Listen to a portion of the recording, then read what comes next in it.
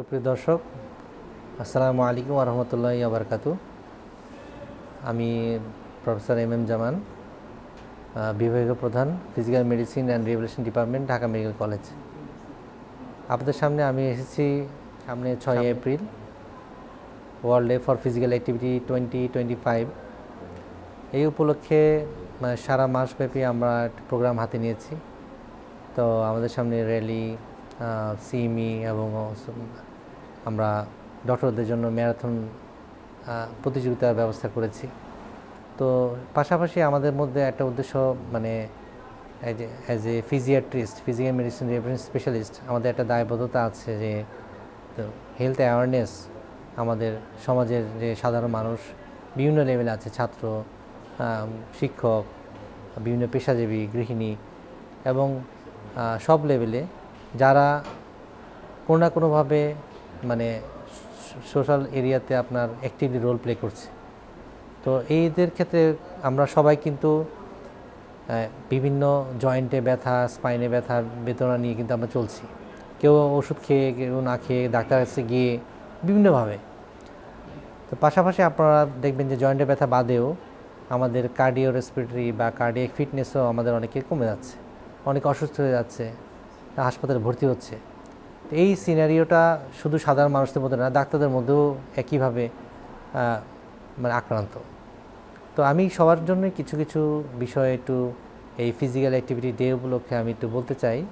যারা desk job করেন তাদের ক্ষেত্রে বলবো যে আমাদের এখনকার যে সেডেন্টারি লাইফস্টাইল এবং দীর্ঘক্ষণ জামে বাসে বসে থাকা বা গাড়িতে বসে থাকা, এই সবই কিন্তু আমাদের ইনঅ্যাক্টিভিটিকে আরও বাড়িয়ে দিচ্ছে।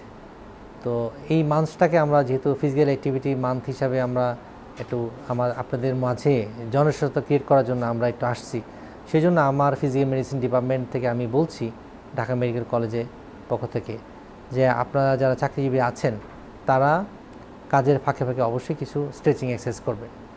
এখন এখানে যেটা হয়, যারা সেডেন্টারি লাইফ চালাচ্ছেন কর্মক্ষেত্রে, তাদের বেশিরভাগই দেখা যাচ্ছে ঘাড়ে ব্যথা অথবা কোণে ব্যথা হচ্ছে। যে যারা রিপিটলি কম্পিউটার ওয়ার্ক করেন তাদের টেনিস এলবো হচ্ছে, অথবা নেক পেন অথবা ব্যাক পেন। তো এটার জন্য প্রথমে বলবো যে আপনারা একটু চেয়ারটা স্ট্রেট চেয়ারে ইউজ করার চেষ্টা করেন, রিভলভিং চেয়ার বা একটু অ্যাভয়েড করে। অথবা রিভলভিং চেয়ার হলে পেছনে যে ব্যাক রেস্টটা যেন পেছনে চলে না যায় সেটা ফিক্স করে দেন, এটা একটা হতে পারে।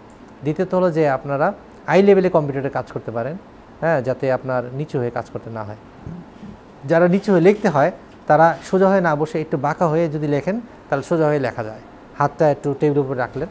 তো এইভাবে যদি মেনটেন করা যায়, দেখবেন যে একটু পোস্টার, ইরেক্ট পোস্টারটা সোজা রাখা যায়, আমার নেক এবং স্পাইন যদি একই লেভেলে থাকে, তো দেখবেন যে তারপরে দেখবেন যে লেগে আসছে কিছুক্ষণ পর। তাহলে বুদ্ধিমানের কাজ কি, আমি অনেক কারণে কিন্তু উঠতে হয়, আমার অফিসে কেউ কলিগকে ডাকার প্রয়োজনে, আমার ওয়াশরুমে যেতে হলে, অথবা আমি যদি কোনো টি রুমে যাই, যতবার আমি উঠবো ততবার যদি আমি একটু ফাঁকে ফাঁকে একটু স্ট্রেচ করি, আপার ব্যাকের স্ট্রেচ, নেকের স্ট্রেচ, ব্যাকের স্ট্রেচ, আমার হ্যামস্ট্রিং স্ট্রেচ, দেখবেন যে শরীর ঝরঝর হয়ে গেছে।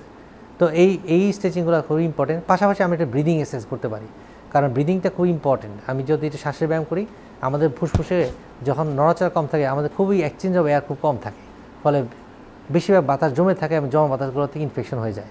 মেয়েদের ক্ষেত্রে এটা বেশি হয়, কারণ মেয়ের অ্যাক্টিভিটি কম এবং এক্সচেঞ্জ অফ এয়ার কম থাকে। তো সেই জন্য পাশাপাশি ব্রিদিং এক্সারসাইজটা খুবই সহজ, আমি একটু দেখিয়ে দিচ্ছি। যে আমি একটু শ্বাস নেব এরকম, তারপর 3 সেকেন্ড ব্রেথ হোল্ড করবেন, 1 2 3, এবং ছাড়ার সময় একটু কাশি দেবেন মুখে হাত দিয়ে। আমি আবার দেখাচ্ছি।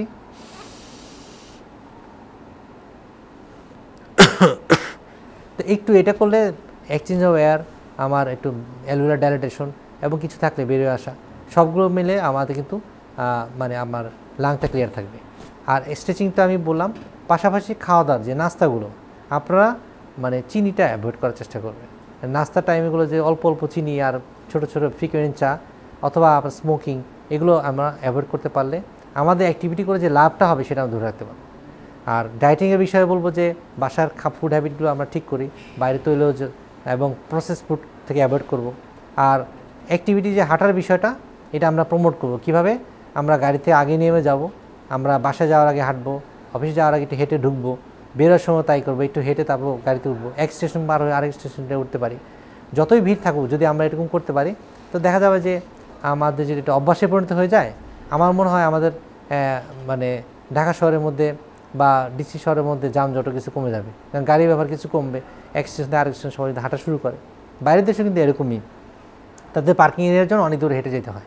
তো এতটুকুই আজকে বলবো যে ব্রিদিং এক্সারসাইজ, পাশাপাশি স্ট্রেচিং, পাশাপাশি ফুড হ্যাবিট মেনটেন করা, আর একটা হলো বিএমআইটা ঠিক রাখা। বিএমআই ঠিক রাখার জন্য আমরা সপ্তাহে একবার করে হলো ওজন মাপবো।